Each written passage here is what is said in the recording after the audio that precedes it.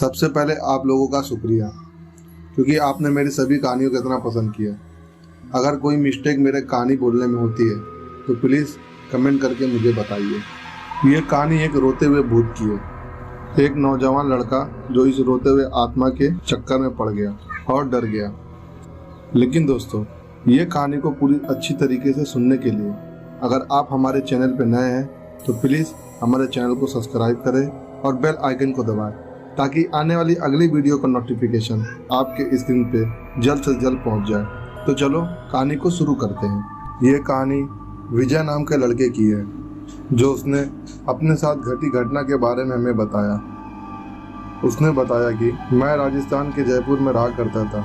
ये तब की बात है जब मैं कॉलेज में गया हुआ था और कॉलेज में दूसरा ही साल था और उसके बाद मेरे कॉलेज की छुट्टी हो गई थी। मैंने सोचा चलो मामा के नए घर 10-12 दिन घूम लेते हैं। हाल ही में मेरे मामा ने अपना नया घर लिया था, तो मैंने अपना सामान बांधकर चल दिया मामा के घर, क्योंकि मेरे मामा जी जयपुर में ही रहते थे और मेरे मामा जी का एक लड़का था जिसका नाम अरुण था। तकरीबन मेरे मामा का लड़का मेरे ही उम्र का होगा। उसके बाद मैं मामा जी के घर पहुंचा तो अरुण देख के मुझे एकदम खुश हो गया, और वैसे भी नई जगह थी, अकेले वहां जाकर बोर हो जाता। चलो कम से कम कंपनी देने के लिए कोई तो मिल गया। और उसके बाद हम दोनों में काफ़ी बनने भी लगी थी। दिन भर हम काफ़ी मस्ती करते थे, साथ में जाते खेलते कूदते और शाम को लेट से आते घर से। फिर अरुण ने कहा, तुम नहीं थे तो मैं कितना बोर होता था। तुम्हारे आने के बाद मुझे भी अच्छा लगता है और मेरा भी टाइम पास हो जाता है। दिन भर खेलने कूदने के बाद मैं और अरुण हम दोनों साथ में घर पे आए। आते आते रात हो चुकी थी। फिर उसके बाद हम दोनों ने खाना वाना खाया और खाना वाना खा के अपने बिस्तरे में जाने लगे। अरुण ने कहा, भाई आज गर्मी बहुत है, आज हम घर के बाहर सोएंगे। क्योंकि गर्मी का वक्त था, दोनों ने सोचा कि घर के बाहर ही खाट लगाकर सोते हैं। और उसके बाद दोनों ने अपनी खाट पास पास में लगा लिया और फिर उसके बाद लेट गए।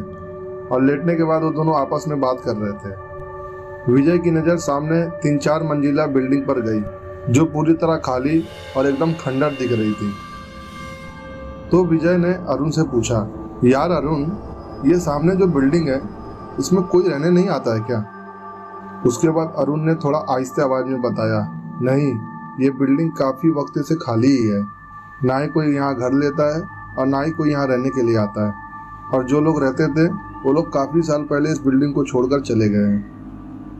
उसके बाद विजय ने काफी आश्चर्य से पूछा, क्यों, ऐसा क्या उस बिल्डिंग में जो वहाँ लोग रहते नहीं है?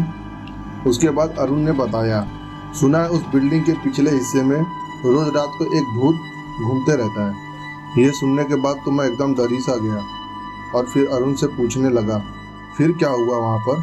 वो भूत किसी को नुकसान तो नहीं ना पहुँचाता है? सुना है कि बहुत साल पहले एक आदमी रात को छत से गिर गया था और उसकी वही मौत हो गई थी।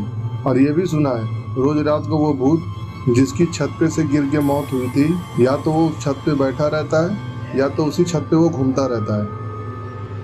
कई लोगों ने उसकी मौत के बाद उसको छत पे या नीचे पेड़ के पास बैठे हुए देखा है, और तभी से वहाँ आसपास रहने वाले लोग भी वहाँ से चले गए और कोई भी आता जाता भी नहीं है वहाँ पे।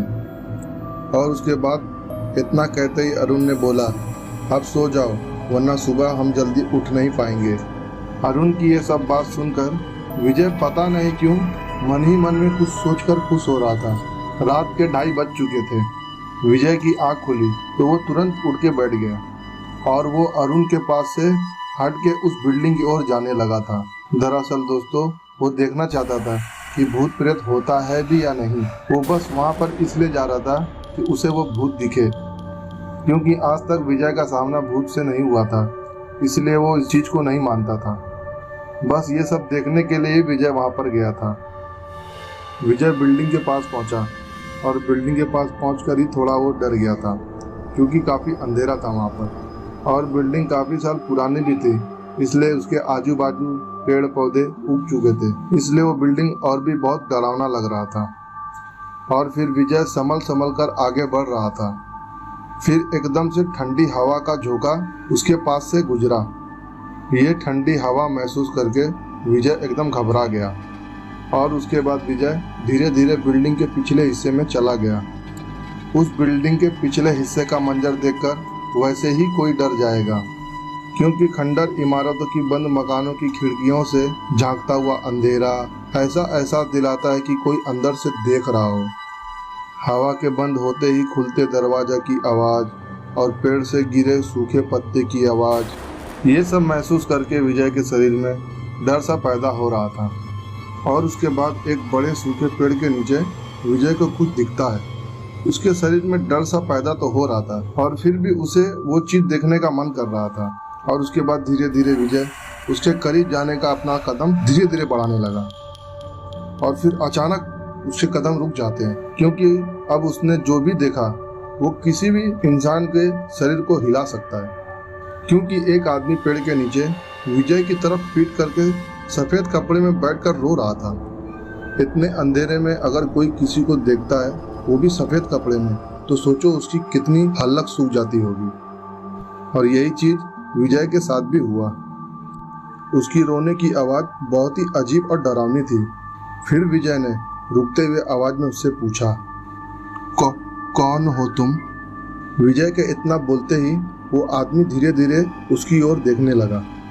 विजय ने जैसे ही उसका चेहरा देखा, उसके प्राण ही सूख गए, क्योंकि उसका चेहरा ही एकदम डरावना था कि विजय उसे देखकर डर गया। उसके बड़े बड़े बाल, चेहरा सफ़ेद, आंखों की जगह खाली गड्ढे थे और उनमें से खून भी निकल रहा था और उसकी एक तरफ गर्दन भी थी। ये देख के तो किसी के भी रोंगटे खड़े हो सकते हैं। लेकिन ये सब देख के विजय के हाथ पर कांपने लगे। वो मुड़कर तेजी से पूरी जान लगाकर दौड़ा और फिर गिरते पड़ते अपने मामा के घर पहुंचा और बिना किसी को कुछ कहे चुपचाप अपने बिस्तर में जाकर सो गया। सोते हुए वो सब सोचकर वो एकदम डर गया था और डर के मारे उसकी आंख भी नहीं बंद हो रही थी, क्योंकि सोते हुए वही सब उसे बार बार दिख रहा था। और विजय ने उसी भूत को देखा था जिसके बारे में अरुण ने उसे बताया था। सुबह हुआ, विजय एकदम खामोश था। मामा मामी के साथ अरुण ने भी उससे पूछा, लेकिन विजय ने कुछ भी नहीं बताया, क्योंकि वो बहुत डरा हुआ था। अरुण ने उसे कहा, चल भाई घूमने के लिए नहीं चलेगा? लेकिन विजय एक जबान तक नहीं बोला, क्योंकि उसके साथ ऐसा हादसा हो चुका था, इसलिए उसे कुछ भी करने का मन भी नहीं कर रहा था। ना ही सो रहा था, ना ही खा रहा था और ना ही कहीं जा पा रहा था वो, क्योंकि डरा हुआ आदमी चुपचाप एक कोने में बैठा रहता है और उसके दिमाग में यही सब आते जाते रहता है। ये सब जिसके साथ होता है उसे ही मालूम पड़ता है कि उसके साथ क्या हो रहा है और क्या नहीं हो रहा है। दूसरे दिन रात को बाहर अरुण और विजय सो रहे थे। विजय ने कुछ देर के बाद जब अपनी करवट बदली तो उसने देखा वो भूत उन लोगों के बिस्तरे के सिराने तक पहुंच गया था और उनके सर के पास खड़ा था और विजय को घूरे जा रहा था। ये सब देख के विजय तो एकदम हक्का बक्का रह गया। वो जोरों से चिल्लाना चाहा, पर उसकी आवाज़ दबकर ही रह गई। उसने जोरों से अरुण की खटिया को लात मारी, जिसकी वजह से अरुण उठ गया, लेकिन अरुण को कुछ भी नहीं दिखा था उस जगह पे। और डरते डरते विजय ने अरुण को सब बात बताई कि भाई कल रात की बात है, तुम सो रहे थे तो मैं उस बिल्डिंग के पास गया था और उस बिल्डिंग के पास जब मैं पहुंचा था, जिस भूत की बात तुम मुझे बता रहे थे वो भूत मुझे वहां पर दिखा था। इसके वजह से मैं आज दिन भर कुछ नहीं बोला और ना कुछ खाया। विजय ने अरुण को सारी बात बता दी, पर उसके बाद उसने कसम भी दी कि ये बात तुम घर में किसी को नहीं बताओगे, और अरुण ने अपने घर में किसी को नहीं बताया। तीसरे दिन रात की बात है, अरुण और विजय दोनों घर में सो रहे थे। जब रात के लगभग 2-3 बज चुके थे तो विजय की फिर से आँख खुली तो उसने देखा कि वही भूत उसके कमरे के खिड़की पर खड़ा होकर उसी को देख रहा था। तुरंत विजय ने अरुण को उठाया और खिड़की की तरफ देखने के लिए कहा, पर अरुण को कुछ नहीं दिखा, लेकिन वो भूत विजय को देखकर रोए जा रहा था। पर यह सब तो अरुण को दिख नहीं रहा था और विजय बहुत डर गया था। अब विजय सुबह होने का इंतजार कर रहा था कि कब सुबह हो और अपने घर चला जाऊं। सुबह होती है, विजय अपने मामा मामी से घर जाने के लिए बोला। ये सुनने के बाद विजय के मामा मामी को भी अजीब लगा और ऐसे अचानक जाने को कहा तो उन्हें अजीब लगा। उसके बाद मामा मामी ने विजय से कहा, विजय तू हमसे क्या छुपा रहे हो? जो भी कुछ तुम्हारे साथ हुआ है तुम हमें सारी बात बताओ। ये बात विजय के मामा मामी बहुत जोरों से बोले थे। और फिर उसके बाद विजय ने अपने मामा मामी को सारी बात बताई। उसके बाद उसके मामा मामी ने विजय पर गुस्सा होते हुए कहा, तुम्हें पता है तुमने क्या पागलपंती किया है, तुम्हें वहाँ जाने की जरूरत क्या पड़ गई थी। और उसके बाद मामा ने उसे बताया, जिन लोगों का गलती से भी उस भूत का सामना पड़ा है वो लोगों का बुरा हाल हो चुका था, और तुम तो सब कुछ जानते हो, उसके बाद भी ये इतनी बड़ी गलती की है।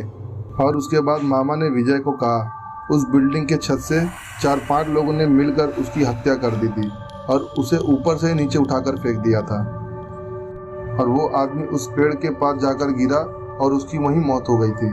उसके गुनहगारों को सजा भी नहीं मिला, इसलिए वो यहाँ वहाँ भटकते रहता है और वही पेड़ के नीचे आकर रोज रात को रोता है और कभी कभी छत से भी देखता है। फिर उसके बाद विजय के मामा ने कहा, तुम एक काम करो, अपना सामान अभी के अभी पैक करो, मैं तुम्हें तुम्हारे घर छोड़कर आता हूँ। और उसके बाद विजय का मामा विजय को लेकर चला गया। रास्ते में जाते हुए शंकर जी का मंदिर दिखा तो विजय के मामा उस जगह गाड़ी रोक दिए और मंदिर के अंदर विजय को लेकर गए। पंडित जी से उन्होंने झाड़ फूक करवाया और विजय के हाथ में एक धागा बनवा दिया और उसके बाद मंदिर से निकलने लगे। तभी विजय ने देखा वो भूत दूर से एक पेड़ के पीछे खड़ा होकर देख रहा था। ये देखकर विजय दौड़कर अपने मामा का हाथ पकड़ लिया और मुंह फेर के वहां से निकल गया। उस दिन के बाद से दोस्तों विजय कई सालों तक अपने मामा के घर नहीं गया। काफ़ी सालों के बाद विजय फिर अपने मामा के घर गया, लेकिन वहाँ सब कुछ बदल चुका था। वो बिल्डिंग भी तोड़ दी गई थी, लेकिन वो पेड़ अभी भी वहाँ पर था। उस पेड़ की वजह से वहाँ पे और भी हादसा होने लगा था, लेकिन विजय कभी भी उस पेड़ के चाहे उस बिल्डिंग के रास्ते पे कभी नहीं गया, क्योंकि दोस्तों जिसके साथ एक बार हादसा हो जाता है वो भूल कर भी उस जगह पर नहीं जाता है। इसलिए कहते हैं दोस्तों, मजाक में हर कोई चीज़ नहीं लेना चाहिए। विजय ने अरुण की बात सुनकर मजाक में ली थी, इसलिए उसे देखने के लिए बस वो उस भूतिया बिल्डिंग के पास गया। ये कहानी यहीं पर समाप्त होती है दोस्तों। अगर आपको हमारी कहानी अच्छी लगती है तो प्लीज़ हमारे वीडियो को लाइक करें और ज़्यादा से ज़्यादा शेयर करें। और मैं अंसारी रहमान आप लोगों से विदा लेता हूँ। फिर मिलता हूँ अगली कहानी को लेकर। जब तक आप अपना और अपने परिवार का ख्याल रखें।